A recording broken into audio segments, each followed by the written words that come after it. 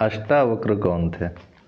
अष्टावक्र जी का संपूर्ण परिचय यह है कि अष्टावक्र दुनिया के प्रथम ऐसे व्यक्ति थे जिन्होंने सत्य को जैसा जाना वैसा कह दिया। ना वे कवि थे और ना ही दार्शनिक, चाहे वे ब्राह्मण के शास्त्र हों या फिर किसी और के। उन्हें दुनिया के किसी भी शास्त्र में कोई रुचि नहीं थी। उनका मानना था कि सत्य शास्त्रों में नहीं लिखा है। शास्त्रों में तो सिद्धांत और नियम है, सत्य नहीं, ज्ञान नहीं। ज्ञान तो तुम्हारे भीतर है। अष्टावक्र ने जो कहा वह अष्टावक्र गीता नाम से प्रसिद्ध है। अष्टावक्र अद्वैत वेदांत के महत्वपूर्ण ग्रंथ अष्टावक्र गीता के ऋषि हैं। अष्टावक्र गीता अद्वैत वेदांत का महत्वपूर्ण ग्रंथ है। अष्टावक्र का अर्थ 8 जगह से टेढ़ा होता है। कहते हैं कि अष्टावक्र का शरीर 8 स्थानों से टेढ़ा था। आज हम बात करते हैं ऋषि अष्टावक्र के बारे में, अष्टावक्र गीता के बारे में कि किस प्रकार अष्टावक्र जी का जन्म हुआ, उनके शरीर में 8 विकार कैसे आए और किस तरह से उन्होंने शास्त्रों में अनेक ऋषियों को पराजित किया।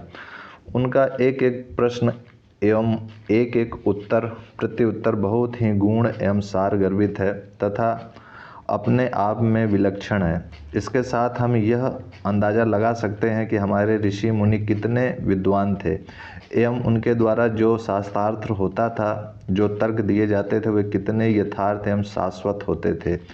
यह पूरी ही कथा बहुत ही सुंदर एवं रोचक है। महाराज जनक के गुरु अष्टावक्र जी का संपूर्ण परिचय यह है कि अष्टावक्र 8 अंगों से टेढ़े मेढ़े पैदा होने वाले ऋषि थे। शरीर से जितने विचित्र थे, ज्ञान से उतने ही विलक्षण। मिथिला के राजा जनक के दरबार में इनसे बहुत सुंदर दार्शनिक चर्चा और वाद विवाद हुआ था। इनके वाद विवाद के आधार पर अष्टावक्र ने गीता भी लिखी गई। इनके जन्म की अद्भुत कथा पुराणों में भी मिलती है। कहते हैं उद्दालक ऋषि के पुत्र का नाम श्वेत केतु था। उद्दालक ऋषि के एक शिष्य का नाम कहोड़ था। कहोड़ को संपूर्ण वेदों का ज्ञान देने के पश्चात उद्दालक ऋषि ने उनके साथ अपनी रूपवती एवं गुणवती कन्या सुजाता का विवाह कर दिया। कहोड़ अपनी पत्नी सुजाता के साथ उद्दालक के ही आश्रम में रहते थे। ऋषि कहोड़ वेद पाठी पंडित थे। वे रोज रात भर बैठकर वेद पाठ किया करते थे। उनकी पत्नी सुजाता गर्भवती हुई। गर्भ से बालक जब कुछ बड़ा हुआ तो एक रात को गर्भ के भीतर से ही बोला, हे पिता, आप रात भर वेद पढ़ते रहते हैं लेकिन आपका उच्चारण कभी शुद्ध नहीं होता। मैंने गर्भ में ही आपके प्रसाद से वेदों के सभी अंगों का ज्ञान प्राप्त कर लिया। गर्भस्थ बालक ने यह भी कहा कि रोज रोज के पाठ मात्र से क्या लाभ, वे तो शब्द मात्र हैं। शब्दों में ज्ञान कहाँ, ज्ञान स्वयं में है। शब्दों में सत्य कहाँ, सत्य स्वयं में है। ऋषि कहोड़ के पास अन्य ऋषि भी बैठे थे। अजन्मे गर्भस्थ बालक की इस तरह की बात सुनकर उन्होंने अत्यंत अपमानित महसूस किया। बेटा अभी पैदा भी नहीं हुआ और इस तरह की बात कहे। कहते नहीं कि हमारा जमलका हमें को उपदेश दे रहा है। तो वही चीज़ हो गई कि यहाँ पर जो अष्टावक्र हैं वो अपने पिताजी को ही उनकी गलती बता रहे हैं। तो पिताजी के अहंकार को चोट लगा।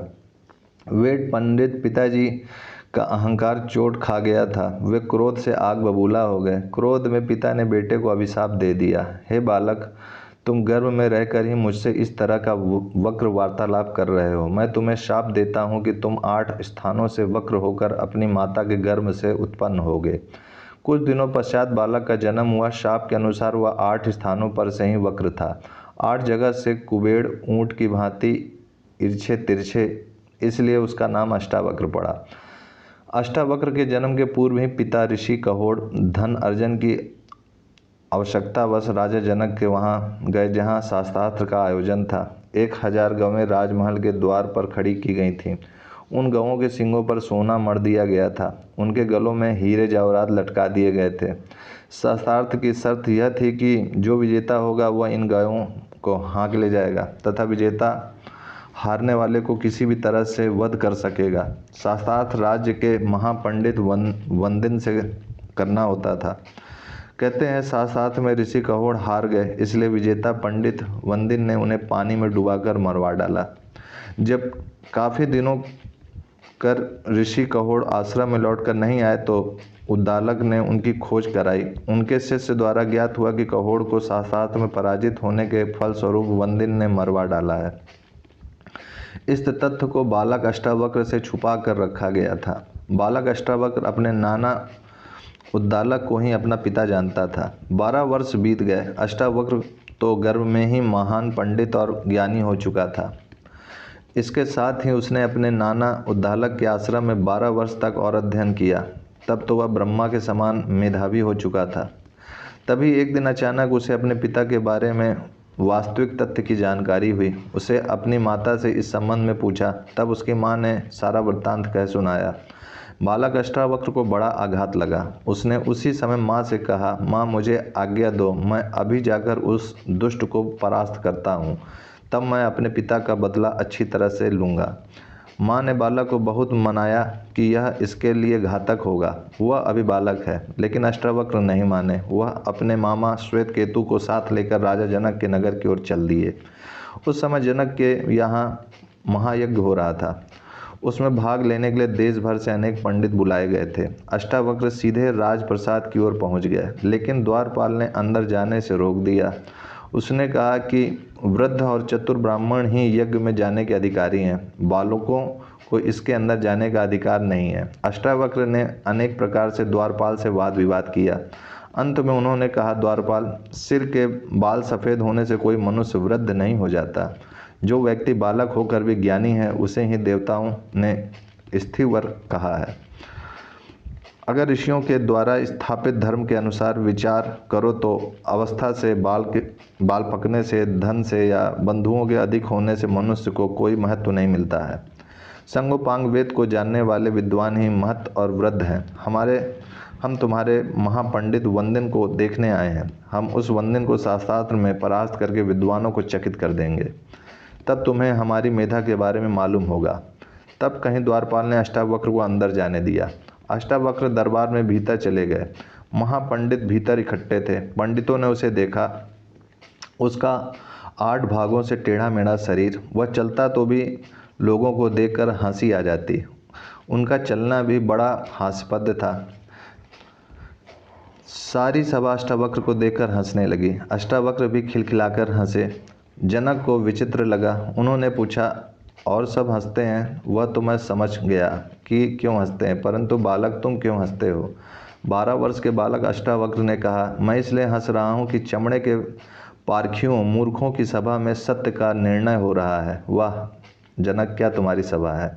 यह सभी सुनकर सन्न रह गए। सभा में सन्नाटा छा गया। महापंडितों की जमात तिलमिला उठी। सम्राट जनक ने धैर्य पूर्वक पूछा, धृष्ट बालक, तुम्हारा मतलब क्या है?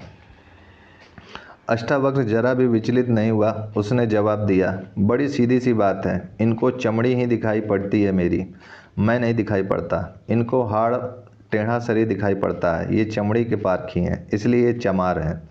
राजन, मंदिर के टेढ़े होने से कहीं आकाश टेढ़ा होता है? घड़े के फूटे होने से कहीं आकाश फूटता है? आकाश तो निर्विकार है। मेरा शरीर टेढ़ा मेढ़ा है, लेकिन मैं तो नहीं। यह जो भीतर बसा है, इसकी तरफ देखो। बालक के मुख से ज्ञानपूर्ण उपहास सुनकर सभी पंडित हतप्रभ और लज्जित रह गए। उन्हें अपने अहंकार और मूर्खता पर अत्यंत पश्चाताप हुआ। अष्टावक्र ने राजा जनक से कहा, हे राजन, अब मैं आपके उस मेधावी राज पंडित से मिलना चाहता हूँ जो पंडितों के बीच में भय बना हुआ है। उसी से शास्त्रार्थ करने की इच्छा से मैं यहाँ आया हूँ। मैं अद्वैत ब्रह्मवाद के विषय में उससे वार्तालाप करूँगा। राजा जनक ने कई तरह से उसे विचलित करने के लिए डराया और समझाया। शास्त्रार्थ के विचार को त्याग देने के लिए कहा, लेकिन अष्टावक्र अड़िग रहा और स्वर कठोर करके कहा, हे राजन, बालक कहकर आप मुझे हीन क्यों कहते हैं? मेरा आग्रह है कि आप वंदिन को शास्त्रार्थ के लिए बुलाइए, फिर आप देखेंगे कि मैं उसको किस प्रकार परास्त करता हूँ। राजा को विश्वास होने लगा कि यह बालक असाधारण है। उन्होंने परीक्षा के लिए कुछ प्रश्न किए। जनक ने पूछा, हे ब्राह्मण पुत्र, जो मनुष्य 30 अंग वाले, 12 अंश वाले, 24 पर्व वाले, 360 आरे वाले पदार्थ के अर्थ को जानता है, वही सबसे बड़ा पंडित है। अष्टावक्र ने तुरंत उत्तर दिया, हे राजन, 24 पर्व 6 नाभि 12 प्राधि और 360 आरे वाला वही शीघ्रगामी कालचक्र आपकी रक्षा करे। राजा जनक ने फिर कहा, जो 2 वस्तुएं अश्वनी के समान से संयुक्त और बाज पक्षी के समान टूट पड़ने वाली हैं, उनका देवताओं में से कौन देवता गर्भाधान करता है? वे वस्तुएं क्या उत्पन्न करती हैं? अष्टावक्र ने कहा, हे राजन, ऐसी अशुभ वस्तुओं की आप कल्पना भी ना करें। वायु उनका सारथी है, मेघ उनका जन्मदाता है, फिर वे भी मेघ को उत्पन्न करती हैं। राजा जनक ने पूछा, सोते समय आँख कौन नहीं मूंदता? जन्म लेकर कौन नहीं हिलता? हृदय किसके नहीं है? और कौन सी वस्तु वेग के साथ बढ़ती है? अष्टावक्र ने कहा, मछली सोते समय अपनी आँख नहीं मूंदती, अंडा उत्पन्न होकर नहीं हिलता, पत्थर के हृदय नहीं होता, नदी वेग से बढ़ती है। अष्टावक्र के वचनों को सुनकर राजा जनक प्रसन्न हो गए। उन्होंने उस ब्राह्मण बालक के हाथ जोड़कर कहा, हे ब्राह्मण पुत्र, आपकी जैसी अवस्था है वैसे आप बालक नहीं हैं। ज्ञान में आप निश्चित ही वृद्ध हैं। मुझे आपकी मेधा पर निश्चित ही विश्वास हो गया है। आप जाइए, इस मंडप के भीतर महापंडित वंदिन बैठे हैं, उनके सामने बैठकर शास्त्र प्रारंभ कीजिए। अष्टावक्र ने अंदर पहुंचकर वंदिन को शास्त्र के लिए ललकारा। वंदिन देखकर चौंक पड़ा, बिना उत्तर दिए उसकी नादानी पर हंसा। अष्टावक्र ने कहा, हे महाभिमानी पंडित वंदिन, कायरों की भांति चुप क्यों बैठा है? आ मेरे सामने शास्त्र कर। वंदिन ने अपमानपूर्ण वाणी सुनकर आवेश में प्रश्न प्रारंभ किए। उसने कहा, एक अग्नि कई प्रकार से प्रज्वलित की जाती है। सूर्य एक होकर भी संपूर्ण जगत को प्रकाशित करता है। एक वीर इंद्र सब शत्रुओं का नाश करता है और यमराज सब पितरों के स्वामी हैं। अष्टावक्र ने कहा, इंद्र और अग्नि दोनों सखा के रूप में साथ साथ विचरते हैं। नारद और पर्वत दोनों देव ऋषि हैं। अश्वनी कुमार 2 हैं, रथ के पहिए 2 होते हैं और विधाता के विधान के अनुसार स्त्री और पति 2 व्यक्ति होते हैं। फिर वंदिन बोला, कर्म से 3 प्रकार के जन्म होते हैं। 3 वेद मिलकर वाजपेयी यज्ञ को संपन्न करते हैं। अव्यय गण 3 प्रकार के स्नानों की विधि बताते हैं। लोक 3 प्रकार के हैं और ज्योति के भी 3 भेद कहे गए हैं। अष्टावक्र ने उत्तर दिया, ब्राह्मणों के आश्रम 4 प्रकार के हैं। 4 वर्ण यज्ञ को संपन्न करते हैं। दिशाएं 4 हैं, वर्ण 4 प्रकार के हैं और गाय के 4 पैर होते हैं। वंदिन ने कहा, अग्नि 5 है, पंक्त द्वंद्व में 5 चरण होते हैं। यज्ञ 5 प्रकार के हैं। वेदों में चैतन्य, प्रमाण, विकल्प, विप्रय, निद्र और स्मृति, ये 5 प्रकार की वृत्तियां कही गई हैं और पंचनद देश सर्वत्र पवित्र कहा गया है। फिर अष्टावक्र ने कहा, अग्न्याधान की दक्षिणा में 6 गोदान की विधि है। ऋतुएं 6 हैं, इंद्रियां 6 हैं और सारे वेद में 6 साघस यज्ञ की विधि का वर्णन है। वंदिन बोला, ग्राम में पशु 7 प्रकार के होते हैं। वन के पशु भी 7 प्रकार के होते हैं। 7 छंदों से एक यज्ञ संपन्न होता है। ऋषि 7 हैं, पूजनीय 7 हैं और वीणा का नाम सप्ततंत्री है। अष्टावक्र ने कहा, 8 गोपों का एक शतमान होता है। सिंह को मारने वाले सर्प के 8 पैर होते हैं। देवताओं में 8 वसु हैं और सभी यज्ञों में 8 पहर का यूप होता है। वंदिन ने उत्तर दिया, पितृयज्ञ में 9 समेधनी होती है, 9 भागों से सृष्टि क्रिया होती है। बृहति छंद के चरण में 9 अक्षर होते हैं और गणित के अंक 9 हैं। अष्टावक्र ने कहा, दिशाएं 10 हैं। 10 सैकड़ों का 1000 होता है। स्त्रियों का गर्भ 10 महीने में पूर्णावस्था को पहुंचता है। तत्व के उपदेशक 10 हैं, अधिकारी 10 हैं और द्वेष करने वाले भी 10 हैं। वंदिन बोले, इंद्रियों के विषय 11 प्रकार के होते हैं। 11 विषय ही जीव रूपी पशु के बंधन स्तंभ है। प्राणियों के विकार 11 प्रकार के हैं और रुद्र 11 प्रसिद्ध हैं। अष्टावक्र ने उत्तर दिया, वर्ष 12 महीने में पूर्ण होती है। जगती द्वंद्व के 12 अक्षर होते हैं। 12 दिनों में प्राकृतिक यज्ञ पूरा होता है और आदित्य सर्वत्र विख्यात है। फिर वंदिन बोला, त्रयोदशी तिथि पुण्यतिथि कही गई है। पृथ्वी के 13 द्वीप हैं। बस इतना कहकर वंदिन चुप पड़ गया। उसको आगे बोलते न देख अष्टावक्र ने विषय की पूर्ति करते हुए कहा, आत्मा के भोग 13 प्रकार के हैं और बुद्धि आदि 13 उसकी रुकावटें हैं। बस इतना सुनते ही वंदिन ने अपना सिर झुका लिया। दूसरे ही क्षण सभा में कोलाहल मच गया। सभी अष्टावक्र की जय जयकार करने लगे। आज महात्मा कहोड़ की आत्मा किसी अज्ञात लोक से अपने पुत्र अष्टावक्र को कितना आशीर्वाद दे रही होगी। सभी उपस्थित ब्राह्मण हाथ जोड़कर अष्टावक्र की वंदना करने लगे। तब अष्टावक्र ने कहा, हे ब्राह्मणों, मैंने इस अहंकारी वंदन को आज परास्त कर दिया है। इस अत्याचारी ने कितने ही पुण्यात्मा ब्राह्मणों को पराजित करके पानी में डुबवा दिया है, इसलिए मैं भी आज्ञा देता हूँ कि इस पराजित वंदन को उसी तरह पानी में डुबा दिया जाए। अष्टावक्र राजा जनक की आज्ञा की प्रतीक्षा करने लगा। राजा स्तब्ध बैठे थे। अष्टावक्र क्रुद्ध होने लगा और कहा कि आप डुबाए जाने की आज्ञा क्यों नहीं देते? इस तरह चुप बैठे रहना मेरा अपमान है। राजा जनक ने अत्यंत विनीत स्वर में कहा, हे ब्राह्मण, आप साक्षात ब्रह्मा हैं, इसलिए मैं आपके इस कठोर स्वर को भी सुन रहा हूँ। आपने वंदन को जिस प्रकार की आज्ञा दी है उसका मैं समर्थन करता हूँ। वंदन ने आज्ञा स्वीकार करते हुए कहा, इससे मेरा उपकार होगा, मुझे अपने पिता वरुण का दर्शन होगा। अष्टावक्र की ओर मुड़कर वंदन ने कहा, हे ऋषि अष्टावक्र, आप महान हैं। सूर्य के समान देदीप्यमान आपकी मेधा है और अग्नि के समान आपका तेज है। मैं चलते समय आपको वरदान देता हूँ कि आप इसी क्षण अपने स्वर्गीय पिता कहोड़ को फिर से जीवित अवस्था में पाएंगे। उनके साथ अन्य ब्राह्मण भी जल से निकल आएंगे। उसी क्षण अन्य ब्राह्मणों के साथ कहोड़ जल से बाहर निकल आए। उन्होंने राजा जनक की वंदना की। राजा ने प्रसन्न होकर अनेकों बहुमूल्य उपहार देकर उन्हें विदा किया। कहोड़ अष्टावक्र और श्वेत केतु के साथ उद्दालक आश्रम में वापस आए। कहोड़ ने अपनी पत्नी सुजाता और अष्टावक्र को समांग नदी में स्नान करने के लिए कहा। अष्टावक्र ने जाकर उस नदी में स्नान किया। उसी क्षण उसका कुबड़ापन दूर हो गया। वह सुंदर शरीर वाले युवक की तरह जल से बाहर निकला। राजा जनक अष्टावक्र के ज्ञान से अत्यंत प्रभावित हुए थे। उन्हें अपनी पूर्व धारणा पर पश्चाताप था। अष्टावक्र की बातों ने उन्हें झकझोर दिया था। दूसरे दिन जब सम्राट घूमने निकले तो उन्हें अष्टावक्र राह में दिख गए। उत्तर पड़े घोड़े से और अष्टावक्र को साष्टांग प्रणाम किया। उन्होंने निवेदन किया, महापुरुष राजमहल में पधारें, कृपया मेरी जिज्ञासाओं का समाधान करें। राजमहल विशेष अतिथि के सत्कार के लिए सजाया गया। 12 वर्ष के अष्टावक्र को उच्च सिंहासन पर बैठाया गया। उसे जनक ने अपनी जिज्ञासाएं बताईं। जनक की जिज्ञासा पर ज्ञान का संवाद प्रभावित हो चला। जनक अपनी जिज्ञासा प्रस्तुत करते, अष्टावक्र उनको समझाते। जनक की जिज्ञासाओं के समाधान में अष्टावक्र अपना ज्ञान उड़ेलते गए। ज्ञान की गंगा बह चली। जनक अष्टावक्र का संवाद 298 सूत्र श्लोकों में निबद्ध हुआ है। इस प्रकार अष्टावक्र गीता की रचना हुई। अध्यात्म ज्ञान का अनुपम शास्त्र ग्रंथ रचा गया। इसमें 82 सूत्र जनक द्वारा कहे गए हैं और शेष 216 अष्टावक्र के मुख से प्रस्फुटित हुए हैं। यह ग्रंथ अष्टावक्र संहिता के नाम से भी जाना जाता है। संवाद का प्रारंभ जनक की जिज्ञासा से हुआ। सचेतन पुरुष की अपने को जानने की शाश्वत जिज्ञासा, वही तीन मूल प्रश्न की। पुरुष को ज्ञान कैसे प्राप्त होता है, मुक्ति कैसे होगी, वैराग्य कैसे प्राप्त होगा। 3 बीज प्रश्न हैं ये। इन्हीं में से और प्रश्न निकलते हैं। इन प्रश्नों के उत्तर आकार फिर इन्हीं प्रश्नों में विलीन हो जाते हैं। राजा जनक द्वारा पूछा गया महत्वपूर्ण प्रश्न। पहला प्रश्न। वयोवृद्ध राजा जनक बालक अष्टावक्र से पूछते हैं, हे प्रभु, ज्ञान की प्राप्ति कैसे होती है, मुक्ति कैसे प्राप्त होती है, वैराग्य कैसे प्राप्त किया जाता है, ये सब मुझे बताएं।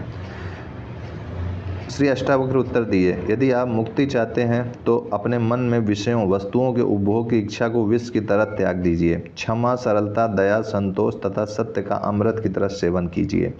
आप ब्राह्मण आदि सभी जातियों अथवा ब्रह्मचर्य आदि सभी आश्रमों से परे हैं तथा आँखों से दिखाई न पड़ने वाले हैं। आप निर्लिप्त, निर्विकार और इस विश्व के साक्षी हैं। इसे जानकर सुखी हो जाइए। धर्म अधर्म सुख दुख मस्तिष्क से जुड़े हैं। सर्वव्यापक आपसे नहीं, न आप करने वाले हैं और न भोगने वाले हैं। आप सदा मुक्त ही हैं। सदा केवल आत्मा का दर्शन करने वाले बुद्धिमान व्यक्ति भोजन कराने पर या पीड़ित करने पर न प्रसन्न होते हैं और न क्रोध ही करते हैं। इन प्रश्नों के संस्थान में खोजियों की खोज के अनुभव का ज्ञान अपार भंडार सृजित हुआ है। अनेकानेक पथ और पंथ बने गए। भारत में अध्यात्म आत्मन्वेषण के परंपरा प्राचीन काल से सतत सजीव हैं। इन प्रश्नों के जो समाधान उपाय ढूंढे गए हैं उन्हें सामान्यतः 3 मुख्य धाराओं में वर्गीकृत किया गया है, अर्थात भक्ति मार्ग, कर्म मार्ग और ज्ञान मार्ग। भागवत गीता जो युद्ध क्षेत्र कर्म क्षेत्र में कृष्ण अर्जुन का संवाद है, जो हिंदुओं का शीर्ष ग्रंथ है, में 3 मार्गों को समन्वित किया गया है। समयवादी दृष्टिकोण है कृष्ण की गीता का, भक्ति भी, ज्ञान भी, कर्म भी, जिसे जो रुचे चुन ले। इसलिए गीता की सहस्त्रों टीकाएं, अनेकानेक भाषाएं हैं। सब ने अपने अपने दृष्टिकोण का प्रतिपादित गीता के भाष्य में किया है, अपने दृष्टिकोण की पुष्टि गीता से प्रमाणित की है। इसलिए गीता हिंदुओं का गौरव ग्रंथ है, सर्वमान्य है। परंतु अष्टावक्र गीता एक निराला अनूठा ग्रंथ है, सत्य का सपाट सीधा वक्तव्य।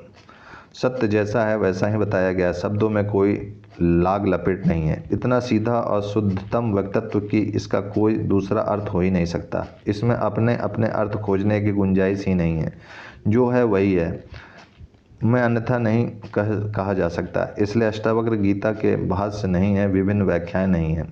यह अपने आप में ही अनूठा अनुपम ग्रंथ है। जीवन में एक बार हो सके तो इसे अवश्य पढ़ना चाहिए। बस अधिक और क्या कहना है। महाभारत के वन पर्व में अष्टावक्र का वर्णन है कि कथा का अधिक विस्तार से वर्णन किया गया है। कौरवों के साथ पासा का खेल हारने पर पांचों पांडव राजकुमारों और द्रौपदी को बाहर 12 साल के लिए वनवास दिया जाता है। अपनी तीर्थ यात्रा पर वे ऋषि लोमड़ से मिलते हैं और पांडव राजकुमारों को महाभारत के वन पर्व के 3 अध्यायों में अष्टावक्र की कथा सुनाते हैं। मानव अस्तित्व के विभिन्न पहलुओं पर अष्टावक्र के ज्ञान का वर्णन महाभारत में किया गया है। उदाहरण के लिए, धूसर सिर से वृद्ध नहीं होता, न वर्षों से, न धूसर बालों से, न धन से और न संबंधियों से, न दृष्टाओं ने व्यवस्था बनाई। जो हमारे लिए महान है वही ज्ञानी है। महाभारत के वन पर्व में लोमस ऋषि युधिष्ठिर को अष्टावक्र की कथा सुनाते हैं। अष्टावक्र गीता हिंदू धर्म में श्रीमद् भागवत गीता को सबसे पवित्र ग्रंथ माना जाता है, लेकिन कहा जाता है कि महान विद्वान अष्टावक्र के द्वारा लिखी गई गीता, जिसे महागीता के नाम से भी संबोधित किया जाता है, उसकी श्रीमद् भागवत गीता से कोई तुलना नहीं है। महागीता में लिखे गए हर श्लोक में बहुत ही महान बातें कम शब्दों में बताई गई हैं। इसलिए एक बार अष्टावक्र गीता का अध्ययन जरूर करना चाहिए। अष्टावक्र गीता प्रस्तावना हिंदी में। अष्टावक्र गीता ज्ञान योग की सबसे महत्वपूर्ण पुस्तकों में से एक है, जिसकी प्रशंसा श्री रामकृष्ण परमहंस और श्री रमण महर्षि ने भी की है। जैसे गीता में श्री कृष्ण और अर्जुन का संवाद है, वैसा ही अष्टावक्र गीता के श्रोता भी जनक और वक्ता भी अष्टावक्र जी हैं। गीता में कर्म, ज्ञान और भक्ति तीनों का वर्णन हुआ है, पर अष्टावक्र गीता में केवल ज्ञान योग का ही विवेचन हुआ है। अष्टावक्र के नाना ऋषि उद्दालक का छंदोग उपनिषद में एक ब्रह्मज्ञानी के रूप में उल्लेख किया गया है। वेदांत के सबसे महत्वपूर्ण महावाक्य तत्वमसि का उपदेश इनके नाना उद्दालक के द्वारा इनके मामा श्वेत केतु को दिया गया, जो अष्टावक्र के समवयस्क हैं। अतः अष्टावक्र उपनिषद कालीन ऋषि हैं। वाल्मीकि रामायण के युद्ध कांड में अष्टावक्र ऋषि का बड़े आदर से उल्लेख हुआ है। रावण वध के पश्चात देवराज इंद्र के साथ राजा दशरथ अपने प्रिय पुत्र श्री राम से मिलने आते हैं। उस समय वे श्री राम से कहते हैं, हे महात्मा राम, तुम्हारे जैसे सुपुत्र के द्वारा मैं वैसे ही बचा लिया गया हूँ, जैसा कि धर्मात्मा कहोड़ ब्राह्मण अपने पुत्र अष्टावक्र के द्वारा। हिंदू धर्म में अष्टावक्र गीता अद्वैत वेदांत का ग्रंथ है, जो ऋषि अष्टावक्र और राजा जनक के संवाद के रूप में है। भगवद गीता, उपनिषद और ब्रह्म सूत्र के समान अष्टावक्र गीता अमूल्य ग्रंथ है। इस ग्रंथ में ज्ञान, वैराग, मुक्ति और समाधिस्थ योगी की दशा का सविस्तार वर्णन है।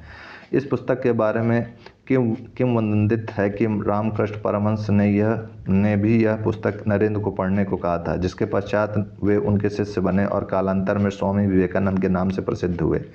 इस ग्रंथ का प्रारंभ राजा जनक द्वारा किए गए 3 प्रश्नों से होता है। ज्ञान कैसे प्राप्त होता है, मुक्ति कैसे होगी, वैराग्य कैसे प्राप्त होगा। ये 3 शाश्वत प्रश्न हैं जो हर काल में आत्म अनुसंधानियों द्वारा पूछे जाते रहेंगे और अभी भी पूछे जाते हैं। ऋषि अष्टावक्र ने इन्हीं 3 प्रश्नों का संधान राजा जनक के साथ संवाद के रूप में किया है, जो अष्टावक्र गीता के रूप में प्रचलित है। ये सूत्र आत्मज्ञान के सबसे सीधे और सरल वक्तव्य हैं। इनमें एक ही पद प्रदर्शित किया गया है, जो है ज्ञान का मार्ग। ये सूत्र ज्ञानोपलब्धि के ज्ञानी के अनुभव के सूत्र हैं। स्वयं को केवल जानना है, ज्ञानदर्शी होना, बस। कोई आडंबर नहीं, आयोजन नहीं, यातना नहीं, यत्न नहीं, बस हो जाना वही जो है।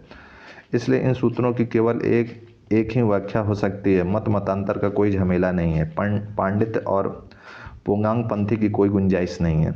अष्टावक्र गीता में 20 अध्याय हैं। साक्षी पहला, आश्चर्यमम दूसरा, आत्मद्वैतम तीसरा, सर्वमात्म चौथा, 5वां है लय, 6th है प्रकृति पर, 7 है शांत, 8वां है मोक्ष, 9th है निर्वाण, 10 है वैराग, 11वां है चिद्रूप, 12वां है स्वभाव, 13वां है यथा सुखम, 14 ईश्वर, 15वां है तत्वम, 16वां है स्वास्थ्य, 17वां है कैवल्य, 18वां है जीवन मुक्ति, 19वां है स्व महिमाम, 20वां है अकिंचन भाव।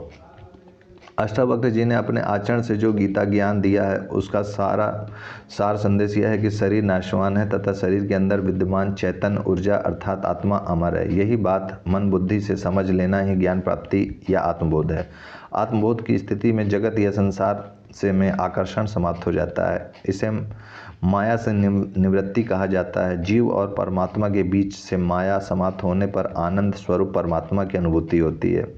अंत में गीता सार यह है कि शरीर की शक्ति सौंदर्य का गुमान न कर परमात्मा ज्ञान के लिए तन मन धन जो भी लगे चित्त को लगाना चाहिए। यही सत्य है, शेष सब मिथ्या है। अष्टावक्र के विवाह की रोचक कथा कुछ इस प्रकार है कि एक बार अष्टावक्र महर्षि वादन के पास जाकर उनकी कन्या के साथ विवाह करने की इच्छा प्रकट की। तब महर्षि वादन ने मुस्कुराते हुए अष्टावक्र से कहा, पुत्र मैं अवश्य तुम्हारी इच्छा पूरी करूंगा और तुम्हारे साथ ही अपनी कन्या का पाणी ग्रहण करूंगा, लेकिन इसके लिए तुम्हें मेरी एक आज्ञा माननी पड़ेगी। अष्टावक्र ने कौतूहल से पूछा, वह क्या है महर्षि? महर्षि वादन ने कहा, तुम्हें उत्तर दिशा में जाना होगा। अलकापुरी और हिमालय पर्वत के आगे जाने पर तुम्हें कैलाश पर्वत मिलेगा। वहाँ महादेव जी अनेक सिद्ध चारण भूत पिशाच गणों के साथ विचरण करते हैं। उस स्थान के पूर्व और उत्तर की ओर 6 ऋतुएं काल रात्रि देवता और मनुष्य आदि महादेव जी की उपासना किया करते हैं। इस स्थान को लांघने के बाद तुम्हें मेघ के समान एक नीला वन मिलेगा। उस स्थान पर एक वृद्धा तपस्विनी रहती है। तुम उनके दर्शन करके लौट आना। मैं उसी क्षण अपनी पुत्री का विवाह तुम्हारे साथ करा दूंगा। अष्टावक्र ने महर्षि वादन की बात स्वीकार कर ली और यात्रा के लिए चल पड़े। पहले तो वे हिमालय पर्वत पर पहुंचे और वहां धर्मदायिनी बहुधा नदी के पवित्र जल में स्नान और देवताओं का तर्पण करके उसी पवित्र स्थान पर कुशासन बिछाकर विश्राम करने लगे। वहीं रात भर सुखपूर्वक सोए। वहीं प्रातःकाल अग्नि प्रज्वलित करके उन्होंने यज्ञ किया। वहीं पास में एक तालाब था जहां शिव पार्वती की मूर्ति थी। अष्टावक्र ने मूर्ति के दर्शन किए और फिर अपनी यात्रा पर चल दिए। चलते चलते वे कुबेर की नगरी में पहुंचे। उसी समय मणिभद्र के पुत्र रक्षक राक्षस गण के साथ उधर आए। ऋषि ने उन्हें देखकर कहा, हे भद्र, आप जाकर कुबेर को मेरे आने की सूचना दे दें। मणिभद्र ने कहा, महर्षि, आपके आने का समाचार तो भगवान कुबेर को पहले ही प्राप्त हो चुका है। वे स्वयं आपका समुचित सत्कार करने के लिए आ रहे हैं। कुबेर ने आकर महर्षि अष्टावक्र का स्वागत किया और उन्हें अपने भवन में ले गए। तपस्वी अष्टावक्र 1 वर्ष तक कुबेर के यहाँ रुके रहे। फिर उन्हें महर्षि वादन की आज्ञा की याद आई और उन्होंने कुबेर से चलने की आज्ञा मांगी। कुबेर ने और ठहरने का ऋषि से काफ़ी आग्रह किया, लेकिन अष्टावक्र अपनी यात्रा पर चल पड़े। वे कैलाश, मंदार और सुमेरु आदि अनेक पर्वतों को लांघकर किरात रूपी महादेव के स्थान की प्रदक्षिणा करके उत्तर दिशा की ओर चल पड़े। कुछ ही आगे जाने पर एक सुंदर वन उन्हें दिखाई दिया। उस वन में एक दिव्य आश्रम था। उस आश्रम के पास अनेक रत्नों से विभूषित पर्वत, सुंदर तालाब और तरह तरह के सुंदर पदार्थ थे।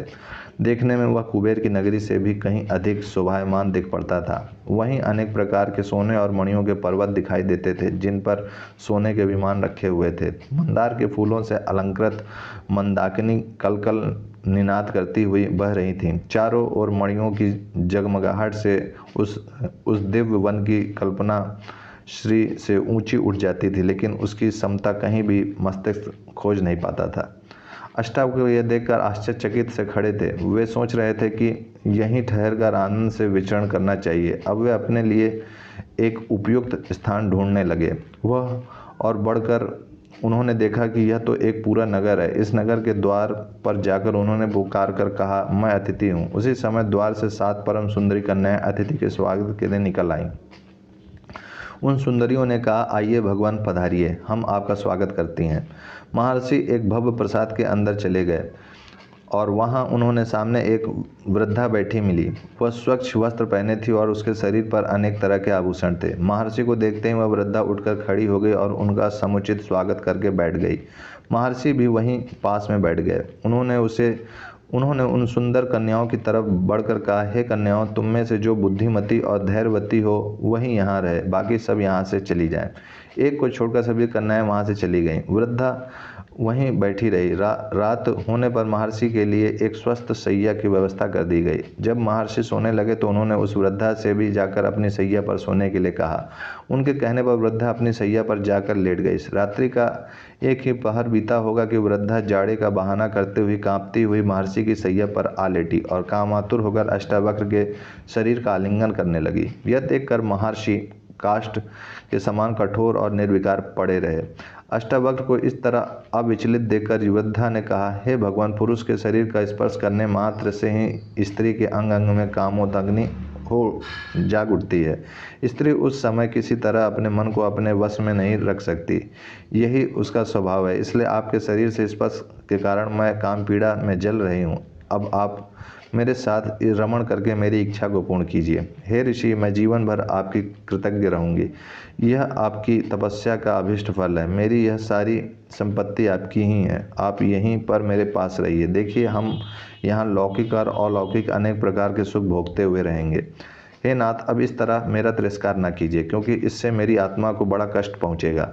पुरुष संसर्ग से बढ़कर स्त्रियों के लिए श्रेष्ठ सुख नहीं है। काम से पीड़ित होकर स्त्रियां स्वेच्छाचारिणी हो जाती हैं। उस समय तपी हुई बालू पर या कठोर शीत में विचरण करने से भी उनको तनिक भी कष्ट नहीं होता। आप किसी भी तरह मेरी अतृप्त कामना को तृप्त कीजिए। वृद्धा की प्रार्थना सुनकर अष्टावक्र बोले, हे देवी, मैं एक तपस्वी हूँ और बचपन से अभी तक पूर्ण रूप से ब्रह्मचारी रहा हूँ। किसी भी स्त्री का शरीर मैंने स्पर्श नहीं किया। धर्मशास्त्र में व्यभिचार की बड़ी निंदा की गई है, इसलिए इस तरह का पाप नहीं कर सकता। मेरा उद्देश्य तो विधि पूर्वक विवाह करके पुत्र उत्पन्न करना है और उसी हेतु मैं अपनी स्त्री के साथ संभोग करूंगा। इसके अतिरिक्त पराई स्त्री से विषय भोग करना पाप है। हे सुबह, तुम उसकी ओर मुझे प्रवृत्त न करो। यह सुनकर वृद्धा ने कहा, हे महर्षि, यह तो आप जानते ही हैं कि स्त्रियां स्वभाव से ही कामातुर होती हैं। उनको पुरुष का संसर्ग देवताओं की आराधना से भी कहीं अधिक प्रिय और सुखकर होता है। तुम पतिव्रता की बातें करते हो तो हे स्वामी, सच तो यह है कि हजारों स्त्रियों में कहीं एक पतिव्रता स्त्री दिखाई पड़ती है और सती तो लाखों में एक होती है। जब स्त्रियों का कामोन्मत्त चढ़ जाता है तो वे इसके सामने पिता, माता, भाई, पति, पुत्र आदि किसी की भी परवाह नहीं करती हैं और अपनी काम वासना की तृप्ति के उपाय सोचा करती हैं। यहाँ तक कि कुछ भी करके वे अपनी इच्छा पूरी करके ही मानती हैं। हे भगवान, काम के वश होकर ही स्त्रियाँ कुलठा हो जाती हैं।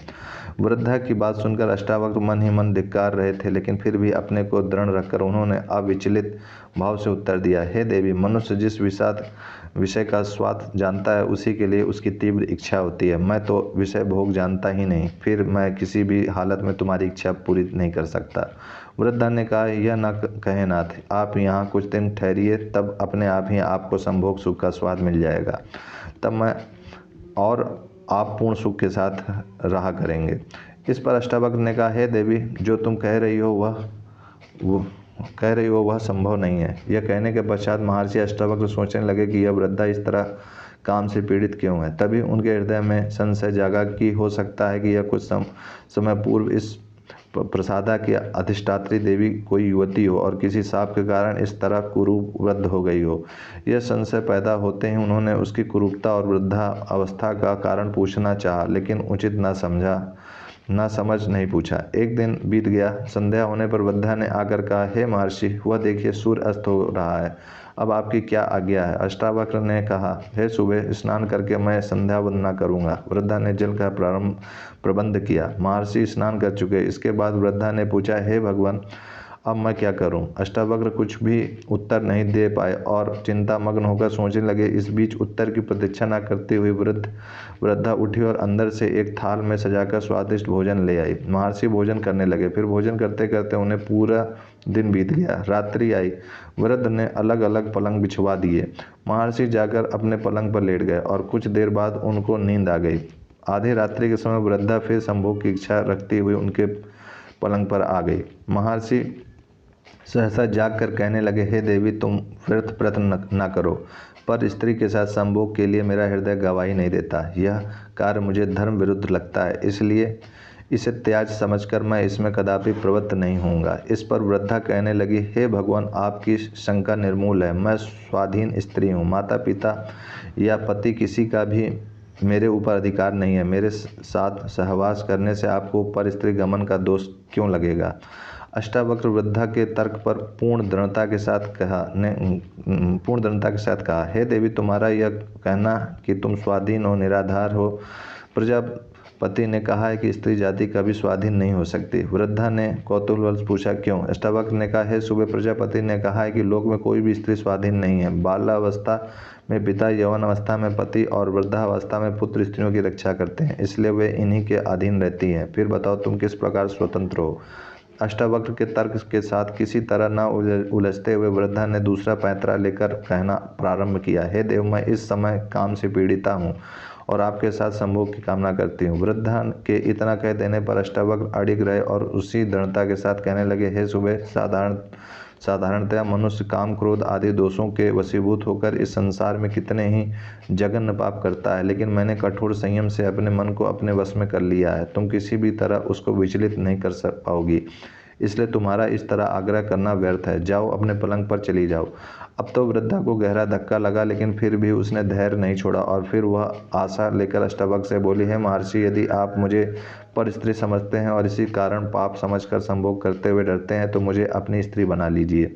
मैं इसके लिए सहर्ष तैयार हूँ। आप विश्वास रखिए, मैं अभी तक कुंवारी हूँ, इससे आपको किसी तरह का पाप नहीं लगेगा और मेरी काम पीड़ा भी शांत हो जाएगी। कुछ ही क्षणों बाद जब उन्होंने कुछ कहने के लिए अपना मुंह ऊपर उठाया और उनकी दृष्टि उस स्त्री पर पड़ी, तो महान आश्चर्य के कारण वे सहसा हिल उठे।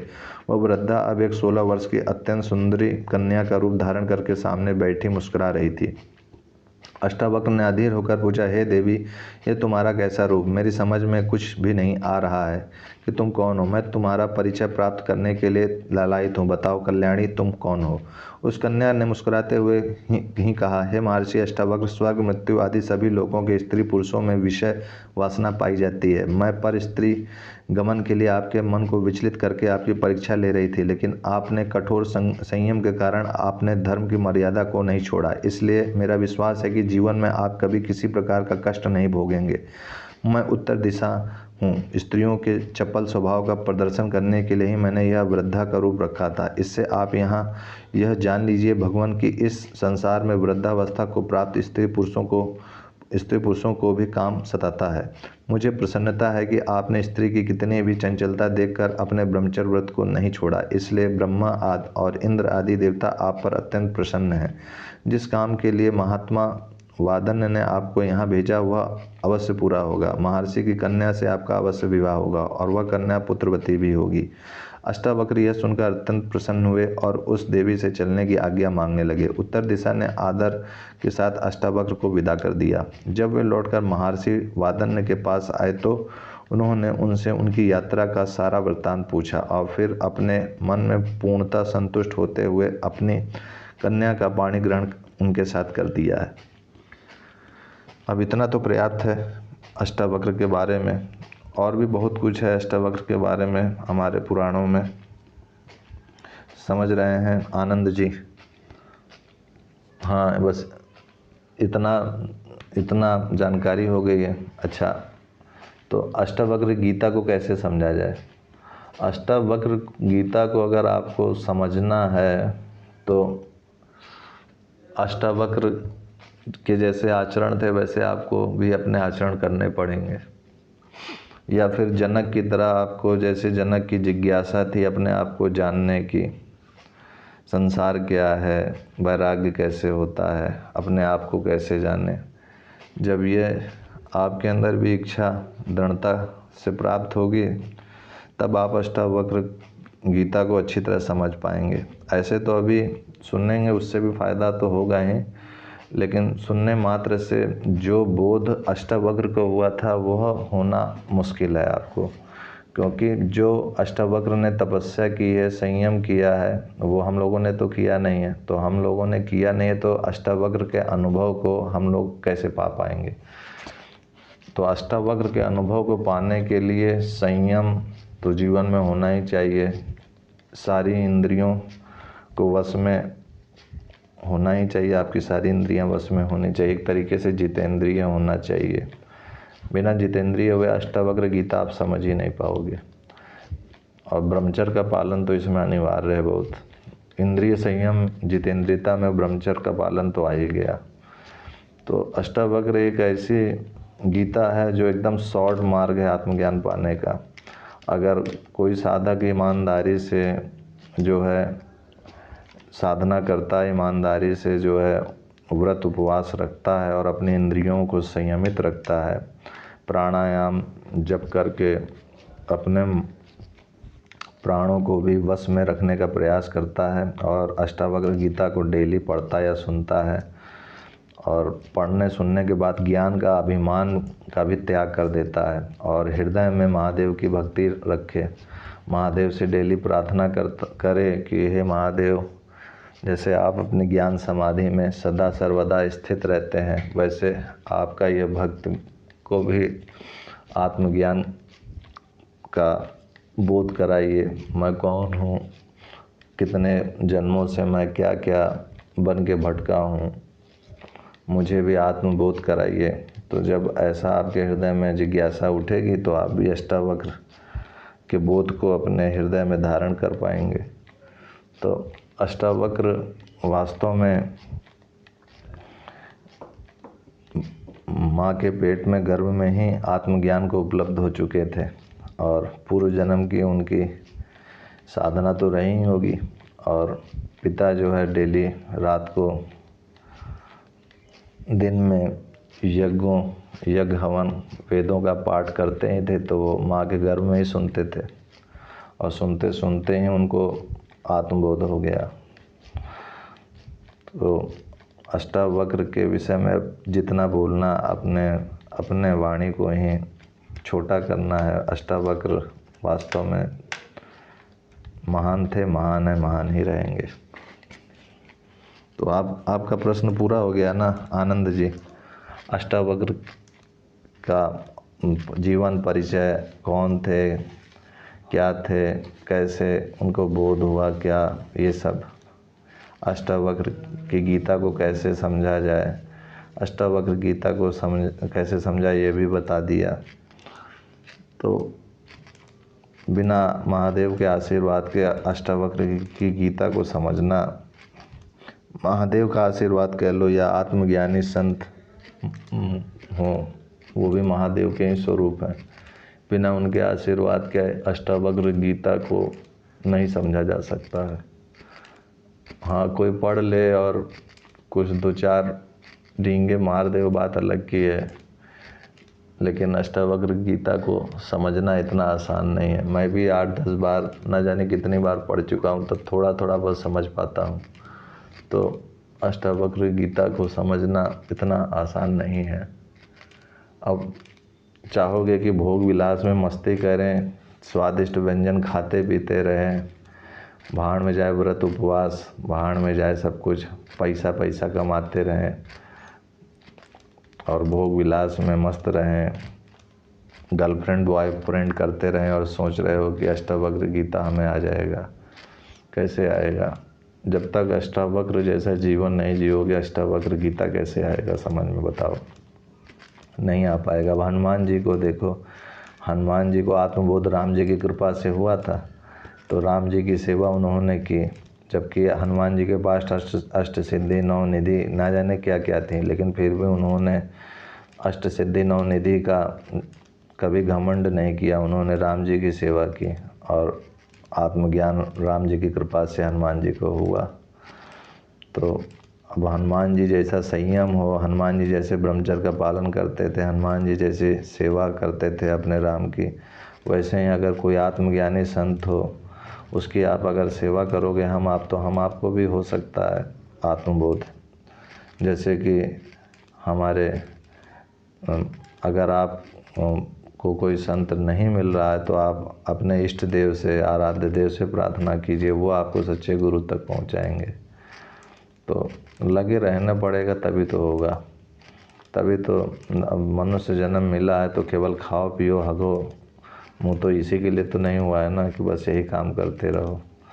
कुछ समय 1-2 घंटे तो हर मनुष्य को निकालना ही चाहिए अपने आप को जानने के लिए, तो अपने आप को पहचानने के लिए कि मैं हूँ कौन, मेरा जन्म कैसे हुआ है, मैं ये जो चल फिर रहा हूँ, मेरे मन में जो जो विचार उठ रहे हैं ये कैसे उठ रहे हैं, कहाँ से उठ रहे हैं, और कुछ भी विचार आता है तो मैं उसके साथ जुड़ करके वही काम करने लग जाता हूँ। ऐसा मैं क्यों कर रहा हूँ, किस लिए कर रहा हूँ।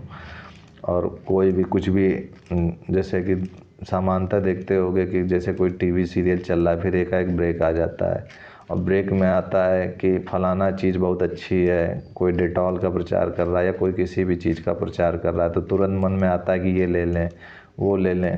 तो ये मन में ये लोभ की प्रवृत्ति कहाँ से आ गई, वो दिखा रहा है तो आ गई कि पहले से ही लोभ की इच्छा थी मन में, पहले से ही लोभ की थी, बस उसने उसको जागृत कर दी। अब वो वही चीज़ लेने पहुंच जाते हैं, ना ये विचार करते हैं कि उसका फ़ायदा है कि नुकसान है कि क्या है। कुछ भी चीज़ जो भी प्रचार दिखाते हैं सब उसका विचार भी नहीं करते हैं और सोचते हैं चलो ले लेते हैं।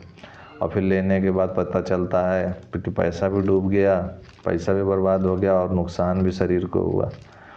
तो बिना विचार के, बिना सोचे समझे कुछ भी, जो भी लोभ की प्रवृत्ति आई तो उससे जुड़ करके अब काम करने लग गए। तो ऐसी स्थिति में तो दुख तो होगा ही। बिना ऐसी स्थिति में जब दुख होगा तो अगर विचार करोगे तो वो दुख आता ही नहीं आपके जीवन में। समझ रहे हो आनंद जी?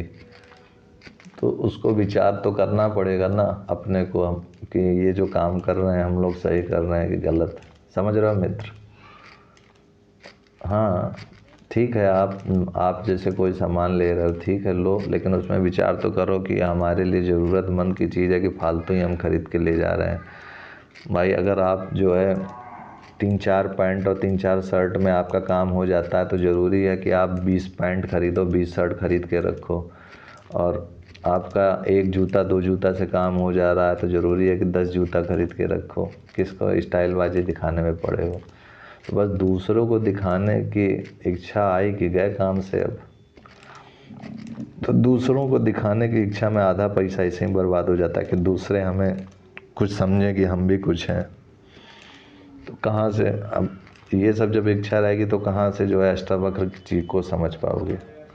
तो अष्टावक्र गीता को समझना है तो अष्टावक्र जैसे जीवन जिए थे, जैसे हमारे वशिष्ठ जी जीवन जिए हैं, जैसे हमारे विश्वामित्र जी जो है जब उन्होंने आत्मज्ञान पाने के लिए संघर्ष किया, विश्वामित्र ने किस तरह उन्होंने जीवन जिया, कितने उनके रास्ते में चुनौतियाँ आई।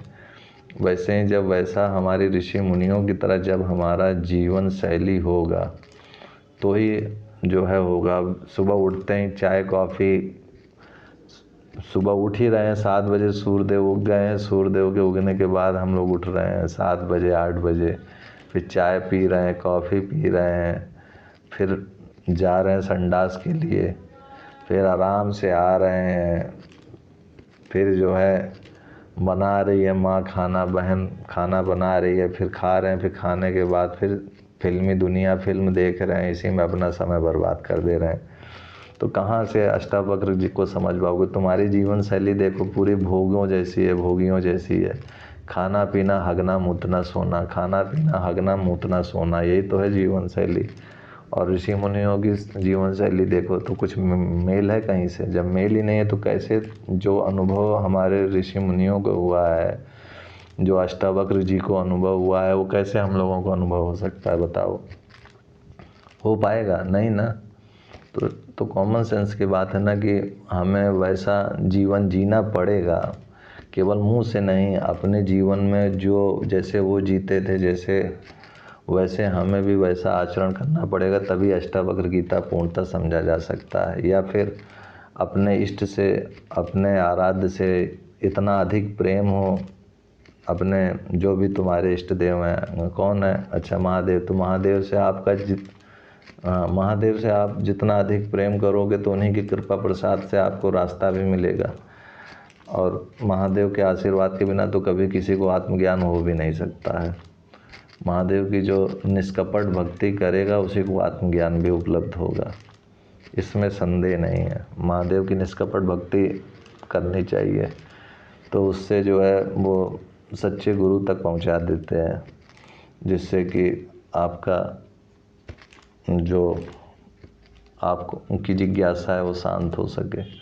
तो जितनी ईमानदारी से जिज्ञासा करोगे, जितनी ईमानदारी से अपने आराध्य की भक्ति करोगे, उतनी ही ईमानदारी से आपके जीवन में खुशियाँ भी आएंगी।